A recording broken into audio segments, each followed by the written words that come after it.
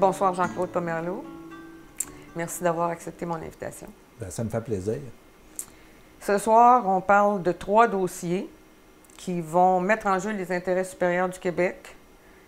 Le dossier SNC-Lavalin, le dossier sur la Charte de la laïcité et la réforme sur l'immigration et le dossier de la péréquation.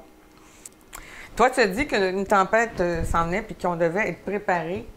C'est ça qu'on va voir à travers la capsule. La question est de savoir si on aura un centre de gravité assez fort pour résister à cette tempête. OK? Ben oui, parce qu'on a 3 dossiers, là.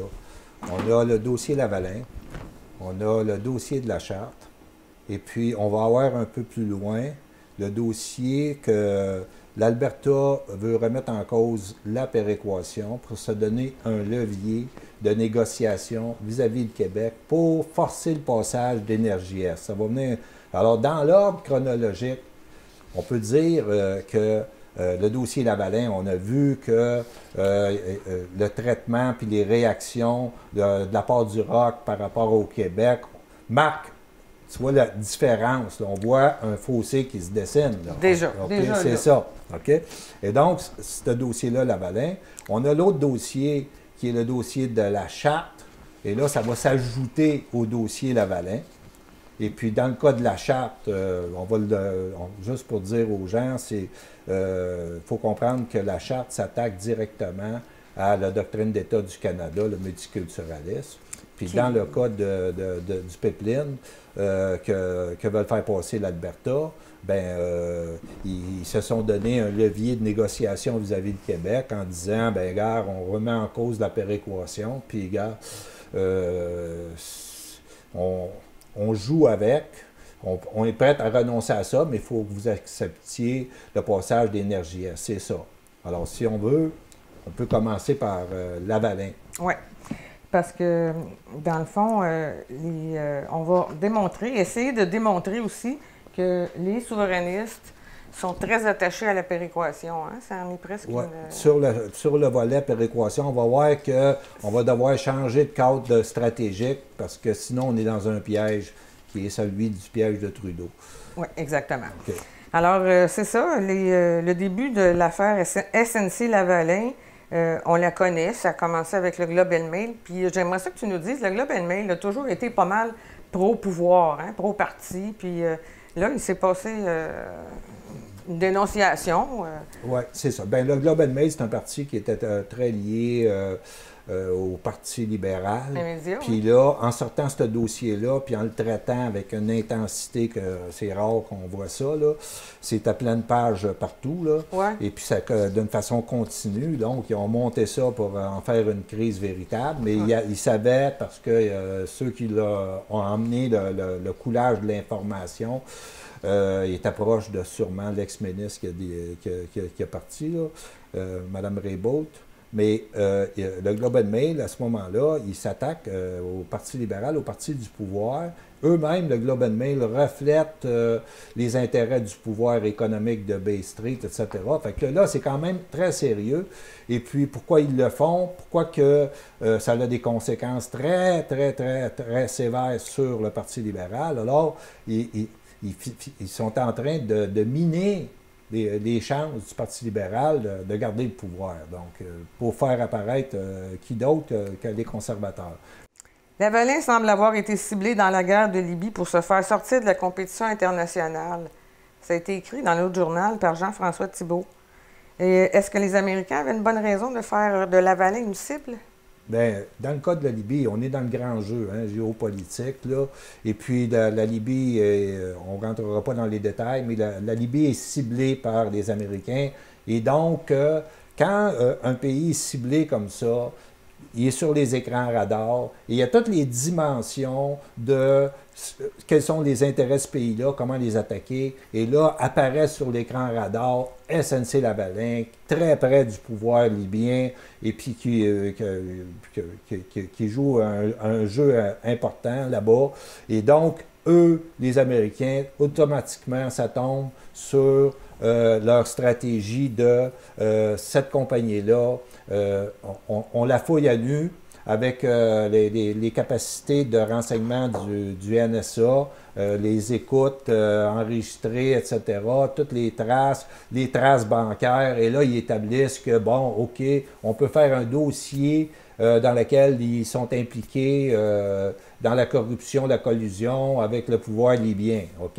Et là, qu'est-ce qu'ils font? Ils prennent ce dossier-là, les éléments du dossier, ils l'emmènent à la GRC et aux institutions judiciaires canadiennes pour que ces institutions judiciaires-là finissent la job, soit de réduire la valeur de cette compagnie-là, de l'affaiblir pour que, éventuellement, eux puissent en profiter. Premièrement, ils éliminent un compétiteur des entreprises américaines et, si possible, ils l'avalent au moment où elle a perdu de sa valeur. Et dans la présentation du dossier au ministère de la Justice, SNC-Lavalin, il y a PowerPoint, c'est sorti dernièrement.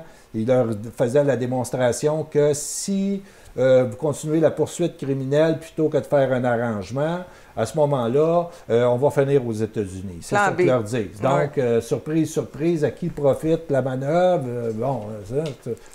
Donc, les gens à SNC-Lavalin font cette présentation-là. Au niveau des intérêts d'État canadiens, on a affaire ici, les gens parlent d'emplois, puis bon, c'est pas des emplois, là.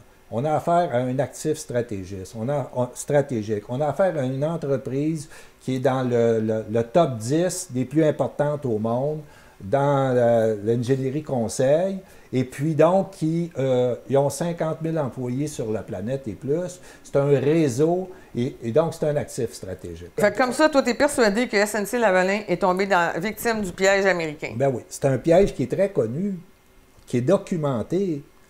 Dans le cas de la France, Alstom, Airbus. Alstom, savais-tu que le directeur a été mis en prison aux États-Unis alors que General Electric voulait avaler Alstom.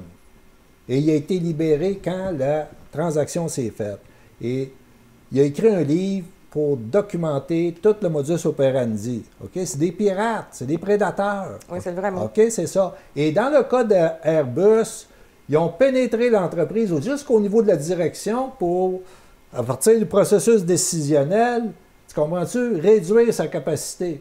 C'est ça. Alors donc, les espions qui ont planté. Non, c'est pas une théorie du complot, là. C'est très bien documenté. Puis l'Europe commence à prendre des dispositions pour dire ne collaborez pas avec la justice américaine quand vous voyez que la stratégie visée, là, c'est ça. OK? Alors, c'est pas c'est une pratique où les services de renseignement américains, les capacités d'écoute, etc., leur capacité de suivre les transactions bancaires, tout ça, faire des dossiers comme ça là, pour cibler puis trouver une vulnérabilité à une entreprise, puis après la mettre en poursuite, puis là, la placer dans une position de faiblesse, c'est leur pratique courante. Okay? Et on peut dire que c'est une des mesures du protectionnisme. Bien, c'est ça. Écoute, ils jouent ce jeu-là. OK? Alors, ici, au niveau de la direction politique, là, puis, regarde, l'intelligence politique, là, autour d'une direction, c'est évident qu'ils savent ça. Mais ils ne peuvent pas le dire publiquement. Alors, normalement, la disposition de la loi qu'ils ont faite, c'est pour éviter que la compagnie qui est prise dans un délit subisse une sentence telle que pratiquement une mise à mort de l'entreprise. Okay? Alors donc, cette disposition-là, pour les autres pays, la France, l'Allemagne, les États-Unis, elle est utilisée systématiquement. Ici, elle pose un problème. Elle pose un problème, pourquoi? À cause d'une personne qui est ministre de la Justice, procureur général, qui a ultimement le pouvoir de prendre la décision, oui ou non, s'il y a un arrangement possible. Maintenant, compte tenu des intérêts de l'État canadien de protéger le plus possible, mitiger les dommages à l'entreprise, disons. OK? Alors donc, il y avait cette disposition-là. Puis là, à un moment donné, il se rend compte, Trudeau, qu'il y a affaire à quelqu'un qui ne veut pas comprendre, tu comprends, la portée pour le Canada de participer à, si tu veux, comment tu veux, réduire complètement la valeur de cette entreprise-là, sacrifier les jobs, etc., etc. Et c'est ça qu'il essayait de faire comprendre à ce ministre-là. Normalement, dans ce cas-là, cette disposition-là de la loi au Canada n'a jamais été appliquée. Donc, c'est une mesure les paramètres de l'application de cette mesure-là, cette disposition-là légale, parce que c'est une disposition légale. Alors, quand il parle d'ingérence, là, c'est pas un procès criminel là, dans lequel un ministre va se mêler. Là. C'est une disposition qui permet d'avoir une évaluation politique et juridique en même temps. Okay? Donc, et là, lui, il essaie de faire comprendre à sa ministre que, écoute, les intérêts commandent qu'elle devrait au moins, compte tenu que c'est une nouvelle loi, faire une consultation extérieure. Il aurait pu avoir un comité de formés, mais de gens de haut niveau, pour que dépolitiser la décision. Ouais, c'est ça. Okay? Dépolitiser la décision. Et puis, elle refuse de former ça. C'est là son problème. OK?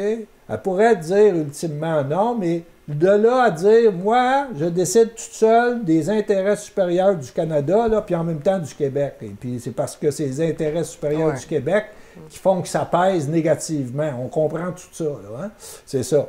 Alors donc, elle s'en va dans une démarche qui est inexplicable.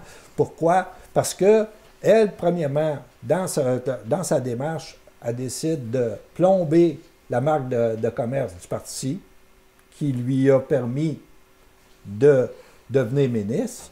Elle a fait comme sauter la façade de Trudeau, sa marque de commerce personnelle, un progressiste, ouvert aux diversités, ami des Autochtones, ami féministe, etc. C'est tout ça qui saute. C'est un échec du multiculturalisme, de celui qui a mis la doctrine du multiculturalisme de l'avant. Mais comment ça se fait que cette personne-là, puis les deux autres qui sont liés à elle par solidarité, ont autant de pouvoir? C'est à cause de la doctrine d'État? C'est parce que dans sa doctrine d'État du multiculturalisme, si tu es une femme autochtone, si d'autres, c'est une femme, t'es noire, etc., tu as acquis, mettons, une prestance, un pouvoir supérieur au premier ministre, que lui est un blanc hétérosexuel, disons. Et puis le reste du Canada est en furie, hein? Les premiers ministres. Mais ça, justement, c'est très politisé, hein? On voit bien. On voit mal comment l'actuel ministre de la Justice, procureur général, peut arriver avec un arrangement. OK, ça serait fatal politiquement pour les libéraux dans le reste du Canada. Oui, OK. OK?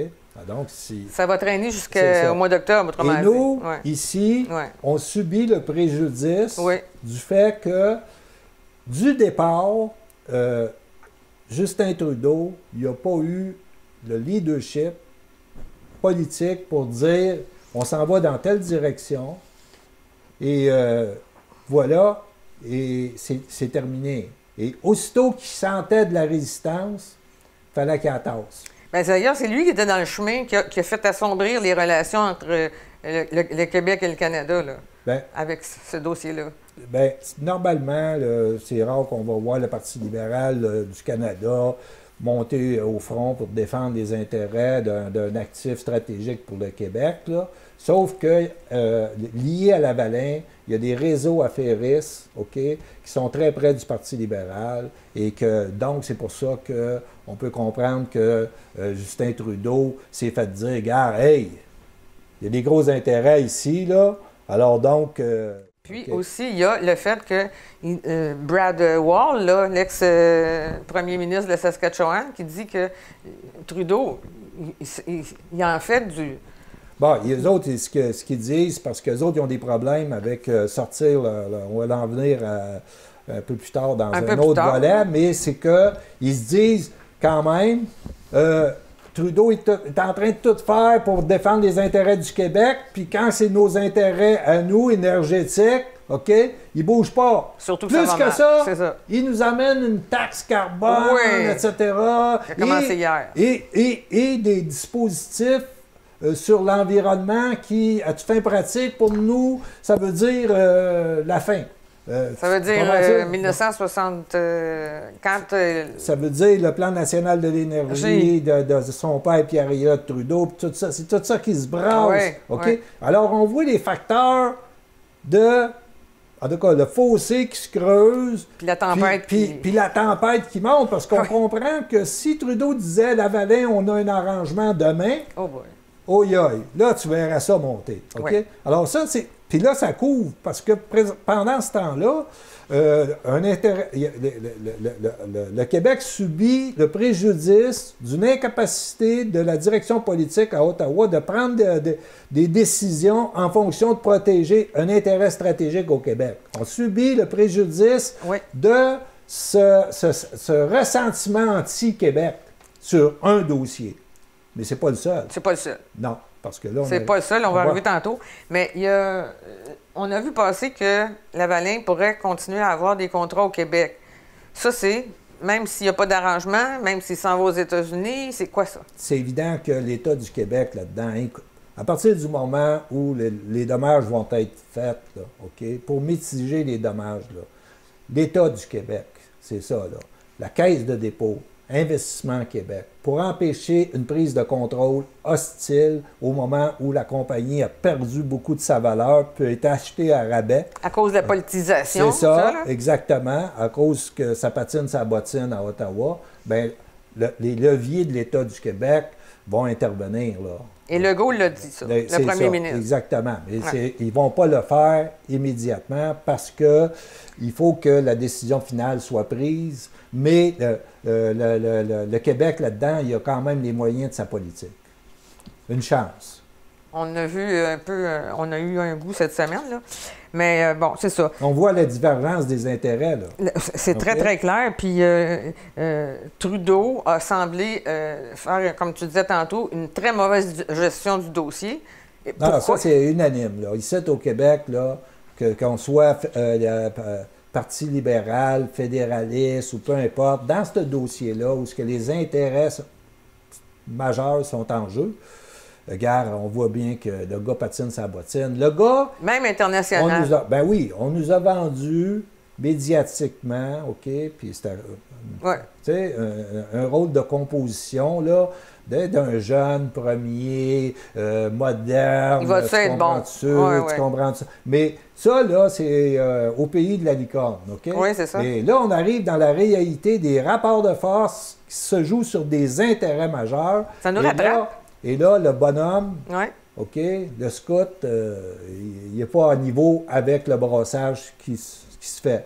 Et là, on va voir aussi, ultimement, que il faut prévoir que Mme Raybould va être sortie du caucus par une décision du caucus. Mm-hmm. Et puis, là, qu'est-ce qui va arriver? C'est que le premier ministre va s'être caché derrière son caucus pour une décision qui aurait dû être la sienne, du début. Oui, puis de la même façon qu'il s'est caché en arrière de Mme Marie-Claude Bibeau. Justement, le jour où est-ce qu'elle a été nommée ministre de l'Agriculture, en plus, on la voyait là, dehors faire une entrevue. Puis, c'est elle qui a... C'est elle qui a tenu la ligne du Ben oui, c'est elle qui tenait la ligne la plus cohérente. C'est ça. Tu comprends? Puis elle venait du Québec, c'est... Trudeau s'était effacé. C'était effacé complètement, c'est ça. Alors donc, Trudeau, regarde, peut-on survivre à un dossier qui va mal? Politiquement, oui. Mais peux-tu survivre à l'opinion que toi, tu n'as pas l'accord pour assumer le leadership d'être premier ministre du Canada? Ça, c'est fatal. Je ne sais pas ce que tu en penses, mais il y a dans le sondage léger qui disait que le sondage que Léger a fait chez les Québécois pour savoir qu'est-ce qu'il pensait de Trudeau. Il nous montrait bien que, bon, il y avait une baisse de... On parle de campagne électorale, on parle des élections fédérales, mais Léger disait que la marque libérale n'était pas atteinte, que c'était juste la marque Justin Trudeau qui était atteinte. Qu'est-ce que tu en penses, toi? Oui, bien ça, c'était un fond. D'ailleurs, regarde, dans ce sondage-là, Oui. Les libéraux, le seul endroit où ils sont majoritaires, c'est au Québec. OK? Et de plus en plus... OK. Et là, sur le dossier Lavalin, Oui. Même des gens qui peuvent être souverainistes, tout ça, ils disent, ben oui, Trudeau défend les intérêts du Québec dans le dossier Lavalin. Oui. Sauf que là, c'est la seule province où il est majoritaire. On comprend qu'il défend disait ça Québec. aussi. Il ne peut pas perdre le Québec. Non, non, il ne peut pas perdre le Québec. Sauf que, on va arriver au deuxième dossier, la charte de la laïcité du Québec. Et là, le clash qu'il va y avoir, et là, lui, doit incarner la doctrine d'État du Canada, le multiculturalisme, en brandissant la charte de son père. Et ils viennent mettre dehors des gens de communauté. Donc, on va voir ça, oui. On va aborder l'autre dossier. On va continuer avec le deuxième dossier, celui de la charte de la laïcité, de la réforme sur l'immigration. Un autre dossier qui fait monter la tempête, les éléments. Puis, c'est un dossier qui va de front avec la doctrine d'État du Canada, qui s'appelle le multiculturalisme. Puis, peux-tu nous dire pourquoi? Bon, regarde,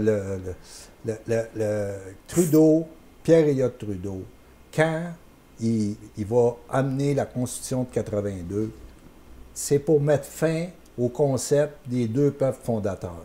Donc, il y a une négation, là, de notre nation. Et là, dans sa Constitution, il va faire le multiculturalisme. Ce que ça vise, c'est, bon, nier l'existence de la nation française ici et nous ramener à l'échelle d'un groupe ethnique parmi tant d'autres dans son grand Canada. On vise là l'assimilation, OK? Et c'est un écho au rapport du RAM. C'est assez clair, OK? Alors donc, ça pose un défi existentiel au Québec. Et puis, on a essayé de sortir de ça par référendum. Mais là, c'est une autre stratégie qui se développe, OK? Et là, je voudrais, tu sais, pour dire, parce que là, les gens peuvent dire, regarde, la théorie du complot, là, c'est pas ça qui visait Trudeau, là, ça, c'est l'opinion de Jean-Claude, là. Mais donc, c'est pas l'opinion de Jean-Claude, OK? Il y a une constitutionnaliste qui a publié cet ouvrage-là, c'est d'une très grande rigueur, et elle, constitutionnaliste, plutôt que de s'enfermer juste dans le juridique, elle a cherché l'intention derrière le juridique et comment stratégiquement ça s'est mis en place, comment on a évolué de la Constitution de la Confédération de 1867 à la Constitution de 82 et les stratégies du gouvernement central de devenir de plus en plus centralisé. Et donc, l'étape de la Constitution de 82 qui nie l'existence de la nation, c'est une étape importante là-dedans. Et pour contrer ça, le gouvernement du Québec, actuellement, avec sa charte des valeurs... la charte de la laïcité, plutôt? Oui, la charte de la laïcité, mais en fait, c'est des valeurs d'une nation qui vont se nommer dans un acte d'État. Oui. Alors, qu'est-ce qu'il fait? C'est qu'il est confronté à l'État canadien qui vise notre assimilation, notre marginalisation. Et puis donc, lui dit, on va se nommer avec des actes d'État. Et peu importe ce que vous en pensez, c'était dans sa petite capsule qui est sortie dernièrement, où il dit, au Québec, c'est comme ça que ça marche, là, that's it. Et donc, sa stratégie, c'est, en partant, si la Constitution de 82 a été, visant ça, a été rejetée à l'unanimité par les élus de l'Assemblée nationale, les représentants de la nation, à ce moment-là, l'État du Québec a toute la légitimité de prendre tous les moyens pour réduire les effets, les objectifs de cette Constitution-là de 82. Les contrées. OK? Ouais. Et c'est ça. Mais là, il y a dans le... C'est pour ça qu'il utilise la clause dérogatoire. Il faut comprendre que dans la Constitution de 82, il y a la Charte. La Charte vise à monter les droits individuels pour contrer naturellement les droits collectifs. Hein? Alors là, il y a une clause d'interprétation dans la Charte des droits canadiennes contenue dans le 82. Il y a une clause d'interprétation, l'article 27, qui dit que les tribunaux ils ont une direction, à savoir comment interpréter la Charte chaque fois qu'elle est invoquée dans une cause de tribunal, c'est-à-dire primauté au multiculturalisme, OK? Promouvoir le multiculturalisme. Donc, on voit que les droits collectifs là-dedans, ils n'existent pas, OK? Alors là, pour contrer ça, du côté de l'État du Québec, ce qu'on fait, on utilise la clause dérogatoire. Il faut rappeler que la clause dérogatoire, ce n'est pas le Québec qui l'a demandé, c'est les provinces de l'Ouest. S'il n'y avait pas consenti à inclure cette clause-là, il n'y aurait pas eu de Constitution de 82. Donc, mais ils se sont dit au fédéral, qui veut utiliser cette clause dérogatoire-là pour mettre de côté la Charte des droits? Il y a comme un odieux politique qui vient avec ça, et donc, ils vont être intimidés. Alors là, présentement, le gouvernement Legault, lui, il n'a pas été intimidé par ça, et puis il a décidé de l'employer. L'employer non seulement sur la Charte fédérale, mais aussi la Charte québécoise. Dans le cas de la Charte québécoise, il y a une modification de la Charte québécoise pour inclure, OK, une clause d'interprétation. Parce que si eux ont une clause d'interprétation, principe d'équivalence, toi, dans ta charte, tu dois avoir une clause d'interprétation qui définit ton État. Alors donc, la définition, c'est la clause d'interprétation, c'est la Charte québécoise doit être interprétée en tenant compte que l'État du Québec est laïque. Alors voilà, OK? Alors là, tu as deux États qui se confrontent. Là, on est dans le vrai game. C'est ça. Alors, dans le cas de la rédaction de cette charte-là, j'écoutais des commentateurs à Radio-Canada, il y en a un qui dit hey, « c'est très bien écrit, c'est très clair, etc. » Parce qu'avant, dans le cas du Parti québécois ou du Parti libéral, c'était écrit par le contentieux du gouvernement, c'est-à-dire le groupe d'avocats qui travaille pour le gouvernement, et c'était écrit de telle manière que c'était miné juste dans la rédaction. OK? Alors que là, il y a sa volonté au premier ministre, ça a été de créer un secrétariat et là, aller chercher une expertise extérieure. Et ils ont été la chercher au comité juridique de l'Université Sherbrooke. Et là, il y a Guillaume Rousseau. Et lui, c'est lui qui avait proposé depuis un bon moment déjà une clause d'interprétation pour la Charte québécoise. Bon, OK, là, c'est du juridique stratégique. OK? Eux autres, ils ont le juridique pour t'imposer leur doctrine d'État. Nous, on va utiliser le juridique pour imposer notre doctrine d'État qui commence à se dessiner. T'sais? Parce que là, c'est très clair, dans un défi existentiel face à eux. Alors donc, ils disent, vous n'existez pas. Alors nous, on dit, regarde, on va poser les actes d'État pour montrer qu'on existe. Et là, comme ça, là, tu te lèves face à l'État canadien, là, c'est un vrai match, là, OK? C'est deux doctrines d'État qui se confrontent, et puis, c'est ça qui va faire qu'il va y avoir du bruit autour de ce dossier-là. Mais, ce qui est différent d'une confrontation qui ressemble aux épisodes référendaires, hein, par l'intensité que ça va prendre, la différence, c'est que le Québec a un appui, il y a une cohésion nationale derrière la proposition, il y a une majorité très claire derrière le gouvernement, et plus que ça, dans le dernier sondage, c'est qu'il y a 90% des gens au Québec qui disent « il est temps que ça se règle », et donc ça va se régler. Et donc ça, c'est le deuxième dossier qui fait qu'on creuse l'écart, la tempête s'installe, puis on est dans une dynamique politique qui on espère, va être porteuse. Ça va dépendre comment les souverainistes, les nationalistes au Québec vont faire corps ensemble pour faire face à ça, avec une compréhension de ce qu'est un État, puis comment l'utiliser pour contrer l'État canadien. Ça c'est notre deuxième bloc, notre deuxième volet. Et là, on va arriver à l'autre volet que là, parce que chronologiquement, on les a vus apparaître, Lavalin, là, on a la charte, et ce qui s'en vient, c'est quoi? C'est pipeline contre péréquation. Est-ce que tu pourrais expliquer aux auditeurs, aux auditrices, qu'est-ce que c'est le lien entre péréquation et pipeline? Bien, c'est ça, là. La péréquation est remise en cause par l'Alberta. Présentement, il y a une élection le 16 avril. Le Parti conservateur devrait prendre le pouvoir et ils ont dans leur programme une proposition pour faire un référendum pour mettre en cause l'article 36. Ça, c'est constitutionnel, la péréquation, OK?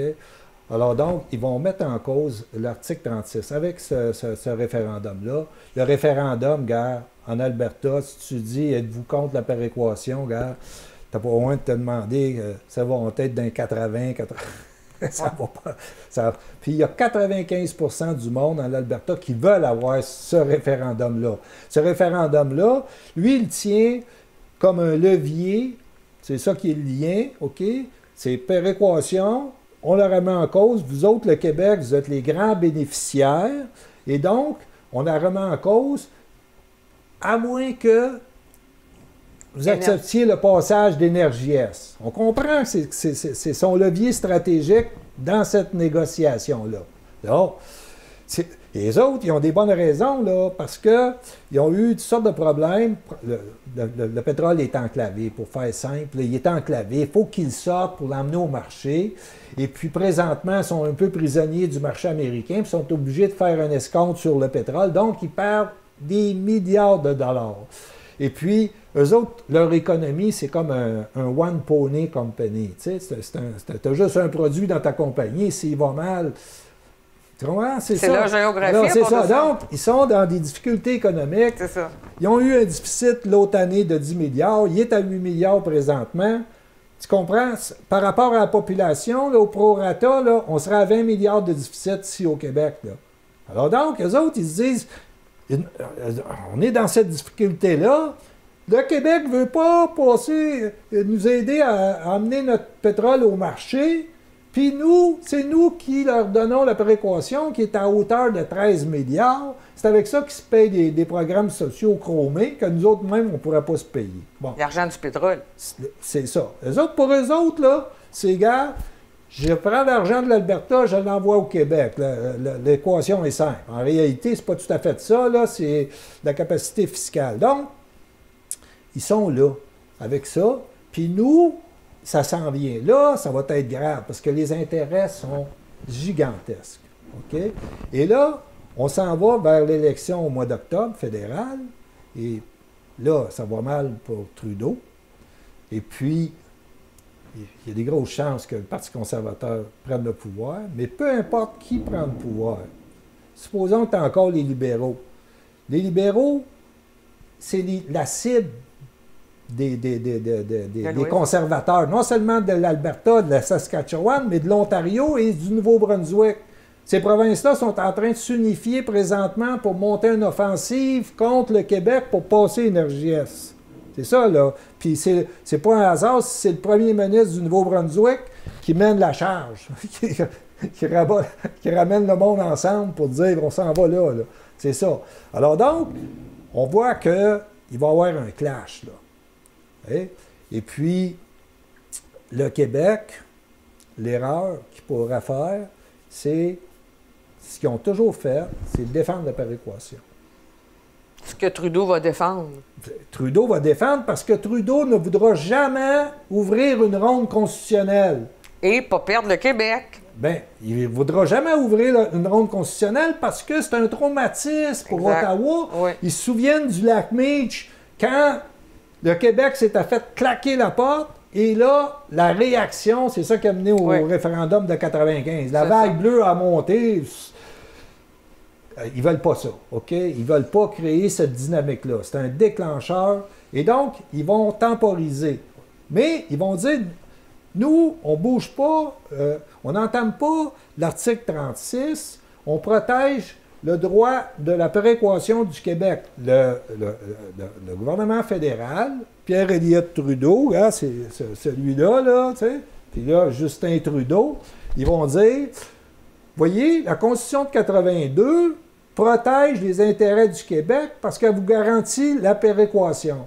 Alors, là, si tu es un souverainiste ou peu importe, un nationaliste ou peu importe, si tu es en train de sortir pour défendre la péréquation, tu es en train de dire, gars, nous, souverainistes, sommes d'avis que Trudeau protège nos intérêts avec la Constitution de 82, donc le statu quo protège nos intérêts.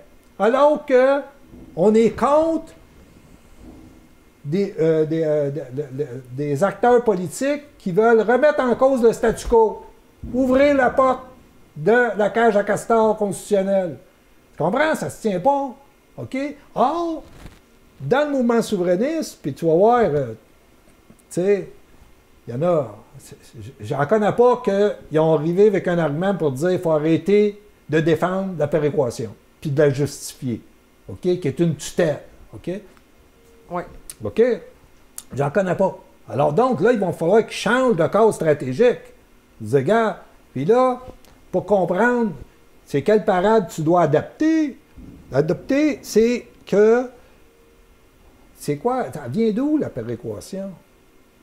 OK? Il y a peu de gens qui savent ça. Même les élus souverainistes ne le savent pas. OK? Donc, là, ça leur prend une espèce de briefing pour dire, écoutez, la péréquation, ça vient du moment où les droits de taxation directe appartenant aux provinces, donc au Québec, ça a été cédé pour l'effort de guerre 39-45 par le premier ministre Godbout, premier ministre libéral. Et après, Ottawa a eu la captation fiscale, donc les moyens, le pouvoir de dépenser vient de là, OK? Alors donc, ils n'étaient pas pour recéder ça aux provinces. Ils ont plutôt décidé d'envahir les politiques sociales, comprends? Et puis, avec le pouvoir de dépenser, Duplessis a mené une lutte là-dedans, historique, d'une très grande importance pour la suite de l'histoire. Il a réussi à en arracher 10 %. Et donc, on est dans cette logique-là. Et là, en 2017, au 150e du Canada, il y a eu l'Institut Fraser qui a fait un historique de l'histoire de la fiscalité. OK? 150 ans de fiscalité, puis tu t'aperçois qu'au moment où ils vont prendre les pouvoirs de taxation des provinces, c'est là qu'ils centralisent, puis là, ça devient le premier poste de revenu. Puis le premier poste de dépenses s'en vont dans les juridictions des provinces. Fait que si tu es un souverainiste, tu dis, regarde, l'Alberta, vous voulez en finir avec la péréquation? Nous aussi, votre référendum, on veut être dans le camp du oui. On veut être dans le camp du oui parce que, en contrepartie, on veut récupérer notre pouvoir de taxation directe qui était de la Constitution de 1877. OK? C'est ça l'affaire. Est-ce que le gouvernement, Legault, n'a pas dit à un moment donné, M. Legault lui-même, qu'on était vulnérable à cause de ça, la péréquation? Ben oui, il dit on se fait haïr. Il a dit plus que ça. Il dit on se fait haïr à cause de ça. Ouais. On se fait haïr, puis à chaque fois qu'on se fait avoir sur un dossier, ils vont brandir oui, mais vous avez la péréquation. Ah, on ne peut plus parler. OK? Robert Laplante, dans son dernier éditorial, là, il en parle, il a très bien compris. OK? Donc, flushons ça. OK? Maintenant, si eux ils disent non, non, non, finalement, gardez-la. Mais si tu me dis gardez-la, arrête de m'en parler. OK? Tu viens de. OK? Tu es gagnant sur les deux positions. C'est ça l'affaire. Donc, ça, ce serait la stratégie à adopter dans ce cas-là. Mais, qu'est-ce qui arrive, c'est que si les conservateurs sont au pouvoir à l'élection fédérale, ils gagnent, il y a des grosses chances que le Parti conservateur fédéral va imposer, OK, par pouvoir déclaratoire, au nom de l'intérêt national, le passage d'Énergie S. Et là, qu'est-ce qui arrive au Québec? C'est que là, tu n'es pas juste le gouvernement de la CAQ qui se braque contre le ROC. Il va être rejoint par la gauche, les Verts, l'environnement, dans un contexte où on nous dit à Radio-Canada, à tous les jours, qu'il va y avoir un crash climatique, puis que c'est ça, puis que là, la CAQ en fait passer sur l'environnement, mais regarde, comme contribution, bloquer Énergie S, là, c'est-tu pertinent ou non, hein? Alors donc, là, le Québec va se retrouver pas mal dans un rapport de force où, là, tu vas avoir regroupé sur une proposition de politique d'État, c'est-à-dire, vous ne passez pas ici avec Énergie S, l'ensemble des forces possibles au Québec. Il va y avoir très peu de gens au Québec qui vont dire « Oui, Énergie S, vive le Canada ». Non, il n'y en aura plus beaucoup, là, OK? Il n'y en aura plus beaucoup, tu sais. Fait que là, tu es dans une dynamique politique de rupture, finalement, qui est réelle, qui a une intensité qui ressemble à celle des épisodes référendaires. C'est ça la réalité. Tu comprends? Maintenant, ça va s'amplifier, là, Puis ça se passe tout en 2019, dans cette année-ci, alors qu'il n'y a aucun politicien qui a dit, regarde, on va faire un clash avec le ROC puis le Québec. C'est par la force des choses qui sont emmenées dans une dynamique politique, puis il n'y a aucun politicien, OK, dans ces acteurs-là, qui peuvent dire, hey, on arrête ça, là, on arrête ça. On arrête ça, là, on calme le jeu, il ne faut pas que... Puis j'ai lu des analyses où il y a des gens qui commencent à s'inquiéter que cette dynamique politique-là, ça crée une division dans l'unité nationale. Oui. Ben oui, mais là, tu vas en avoir ben, il va en avoir de l'âme qui va couler sur cette thème-là. Ça, c'est sûr. Oui, oui, bien sûr. OK. Mais ça... Donc, pour te dire... Oui, c'est ça. OK. Donc, on est au... juste pour fermer ce troisième dossier-là, on voit l'amplitude, là. OK. Même les Autochtones vont joindre, parce qu'il y a eu des déclarations à cet effet-là, car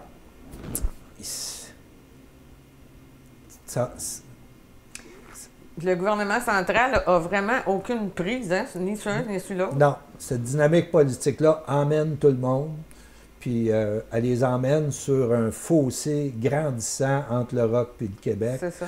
Personne n'y peut rien. La seule chose qu'on peut, c'est se préparer à comment jouer dans cette dynamique-là pour l'influencer en fonction de l'amener à nos finalités. Et là, ça nous amène à le gouvernement du Québec par rapport à une autre époque. Oui. Est-ce que ce gouvernement-là a un centre de gravité pour... Parce qu'il va vanter fort. Ouais. Pour ne pas partir avec la tempête. Ou s'enliser complètement. C'est ça. Comme en 80. Oui, c'est ça. Parce que, exactement, parce qu'on rappelle l'intensité des tempêtes référendaire. OK? On va rester dans... Oui. dans c'est deux tempêtes quand même. Le climat, ça fait partie de la géopolitique. C'est ça.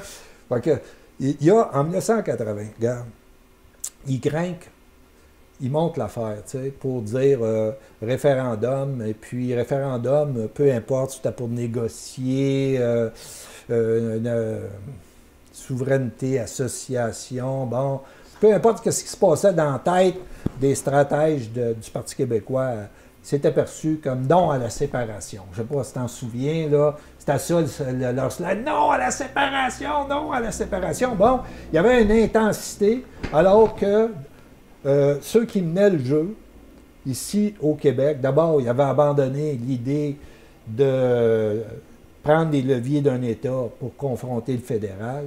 Ils avaient décidé que la stratégie, c'est un cadre référendaire, c'est une doctrine qui s'appelle le référendisme, repose sur un postulat que vis-à-vis nous, on a des démocrates, puis si on a une décision, voilà, ça va se réaliser. OK? Ils remettent ça sur les épaules des alors citoyens. que, tu sais, le fédéral, depuis longtemps, l'histoire nous apprend que, gars, le respect des droits concernant la volonté d'affirmation du Québec, gars, ça n'existe pas. La force prime le droit pour eux, c'est Machiavel. Bon, mais c'est incroyable. Tu vois, l'ajustement, parce que là, tu sais que tu vas créer une tempête, pas à peu près. OK? C'était hystérique. OK? Puis là, tu es dans une position, en réalité, qui est une position de faiblesse. Pourquoi? Parce que tu n'as pas la majorité, puis l'enjeu est tellement grand que les forces de l'autre bord, ils vont t'écraser. OK? Ils ne veulent pas jouer le jeu. C'est aussi simple que ça.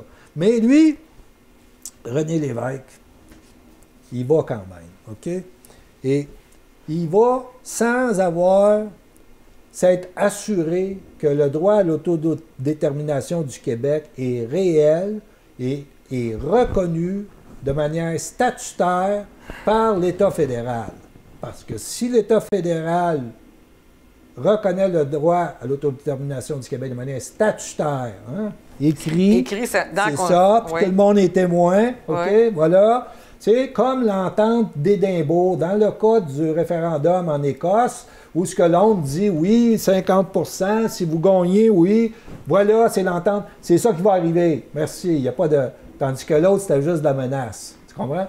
Alors, lui, écoute, s'il y avait eu cette prudence-là, qui est élémentaire compte tenu de l'enjeu, René Lévesque, peu importe qui d'autre après, avant, il aurait vu que le Canada n'allait pas reconnaître de façon statutaire le droit du Québec à l'autodétermination. À ce moment-là, il pouvait sortir du piège référendaire parce qu'il s'en allait dans un référendum le sachant perdant, comme si ça n'avait pas de conséquences. Oui, puis il arrivait d'un référendum perdant, puis là, il a dit, ben gars, on va aller demander le droit à l'autodétermination. Après, l'autre l'a vu venir. Une affaire incroyable, là, c'est que dans sa biographie, okay, dans sa biographie de Godin, excellente, OK, là, on apprend qu'après avoir perdu le référendum de 80, il y a l'homme brisé, OK? Il est brisé. Ben pas juste lui de briser, la nation. OK? C'est grave, là. Oui. Fait que là, immédiatement après, dans l'été, il rencontre Trudeau. Il dit à Trudeau, « Hey, dans la Constitution que tu veux faire, nous, on veut avoir la reconnaissance du droit à l'autodétermination inscrite dans cette Constitution-là. » Là, Trudeau, il voit que là, les masques vont tomber. Qu'est-ce qu'il fait, Trudeau? Il écrit une lettre aux Québécois dans laquelle il dit que vous avez le droit à l'autodétermination, pas de problème. C'est une lettre. Hein? C'est une lettre dans un journal. Ça n'a rien de statutaire. Là, Lévesque retourne à l'automne, rencontrer Trudeau. OK, droit à l'autodétermination, on va l'écrire. On va l'écrire dans la Constitution. Là, il s'imagine que l'autre, il reconnaît le droit à l'autodétermination parce qu'il écrit une lettre aux journaux pour endormir les Québécois parce qu'il ne veut surtout pas les réveiller sur le fait que le droit à l'autodétermination est une fiction. Pour lui, ça n'existe pas, Trudeau. OK? C'est le prince. Pour le Québec, c'est vrai. C'est ça. Alors donc, ici, c'est rapporté, OK? Bon, il dit, Lévesque est devant Trudeau, puis il dit de Lévesque, ce dernier doit jeter du lest. Il est prêt à inscrire dans la déclaration de principe de la future Constitution canadienne le caractère distinct du Québec, mais à une condition.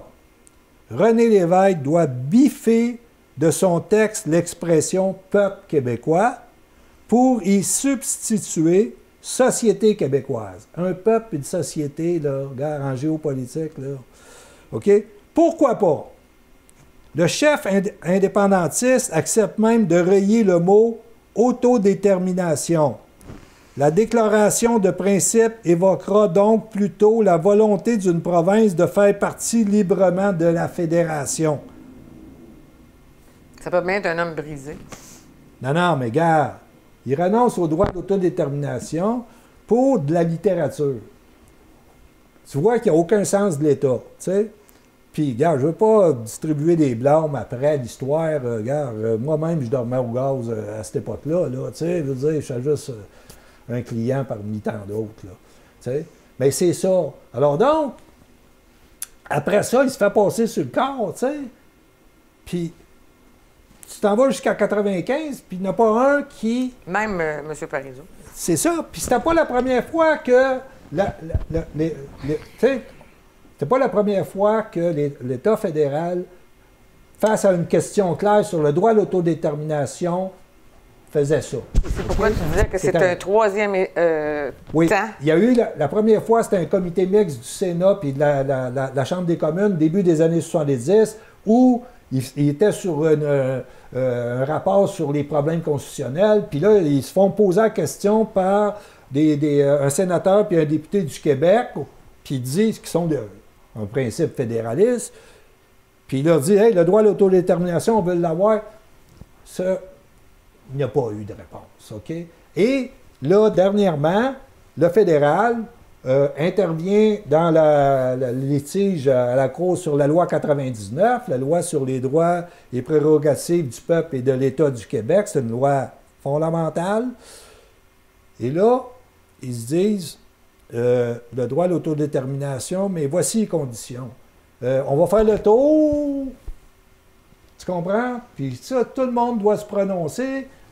Regarde, les autres provinces, pour savoir si vous pouvez vous autodéterminer.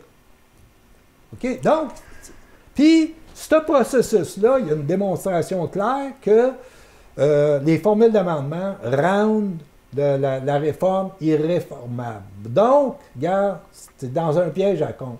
Mais là, on n'a pas encore de réveil sur le fait que, dans ce mouvement-là, stratège, on a regarde, ton droit à l'autodétermination, c'est une fiction.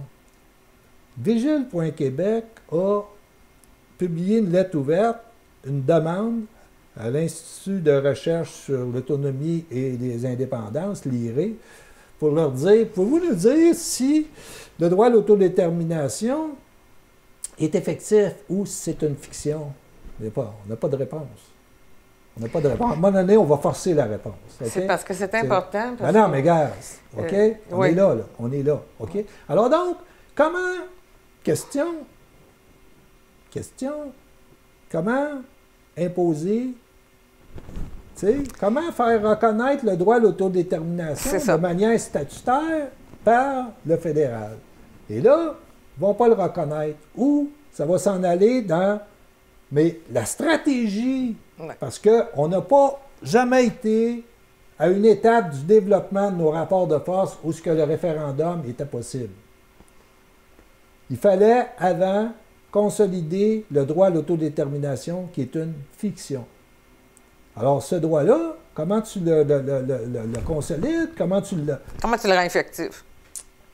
T'imposes. Tu négocies pas. T'imposes. Comme Duplessis a imposé la prise de l'impôt. Il l'a pas négocié, là. Il l'a négocié après l'avoir pris. C'est ça. Il a gardé l'argent, puis il a dit, garde. Oui, c'est ça. Puis ajuste-toi. Ajuste-toi.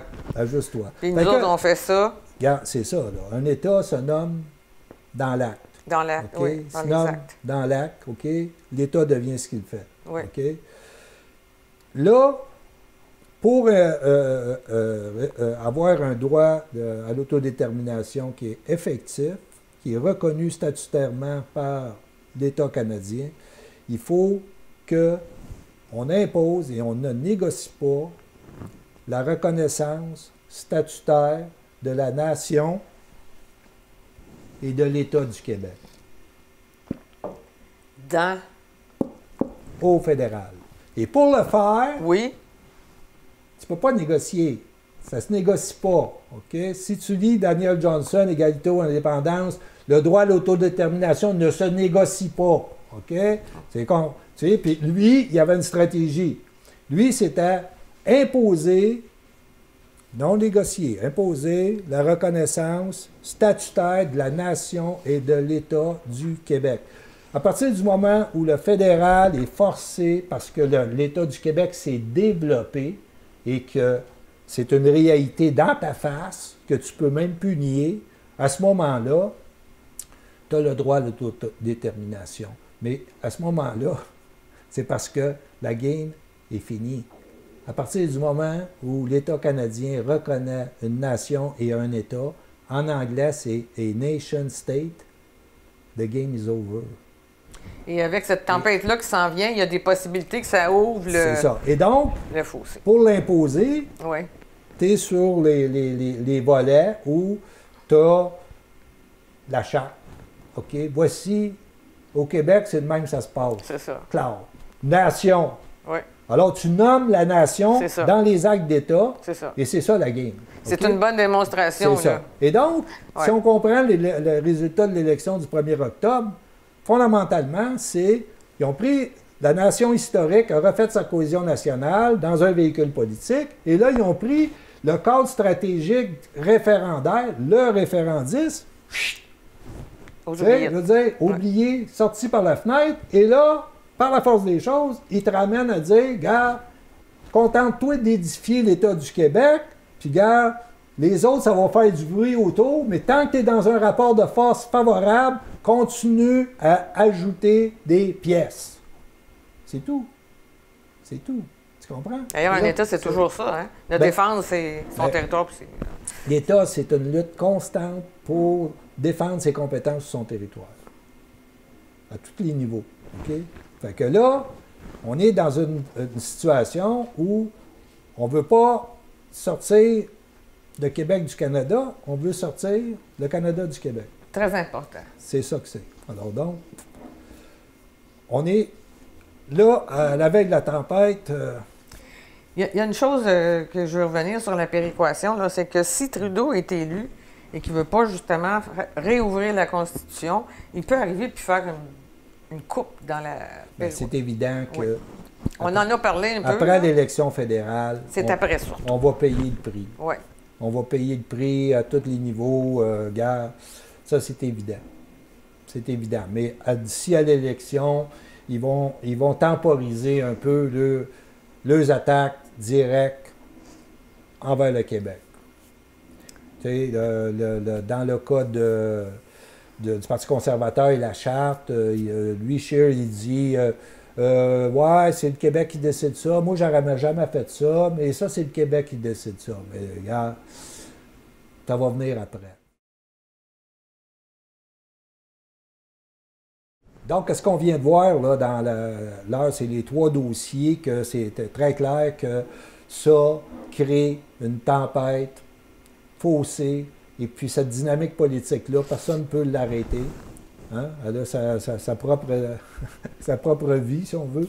Et puis donc, la question qui se pose, c'est la tempête, est-ce que le gouvernement du Québec a un centre de gravité assez solide pour résister à cette tempête-là? Et ça, c'est un test très important parce que si ce n'est pas le cas, ça va mal. Puis si c'est le cas, c'est très porteur pour la cause souverainiste. Alors, à suivre.